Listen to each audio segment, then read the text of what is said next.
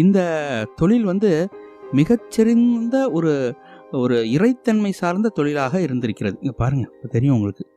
நல்லா கவனித்து மட்டும் பாருங்கள். பாருங்கள், கற்கள்லாம் இருக்குது பாருங்கள்.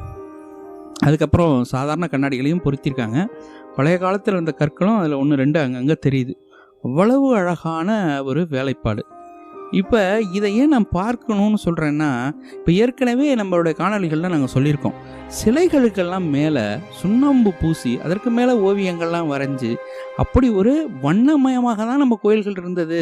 இப்போ இருக்க வெறும் கருங்கற்களாக பார்க்குற கோயில்கள் மாதிரி இல்லைன்றதை நாங்கள் அடிக்கடி சொல்லுவோம்.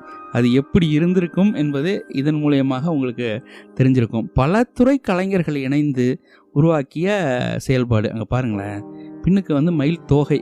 அது வந்து எந்த போக்கில் போகணுமோ அது போன்ற ஒரு மயில் தொகை பாருங்கள். அவ்வளோ ஒவ்வொரு இடமும் வந்து இன்றைக்கி சொல்கிறோம் இல்லையா, எம்போசிங், புடைப்புன்னு சொல்கிறோம்ல, எம்போசிங் ஒர்க், அதெல்லாம் செஞ்சுருக்கு.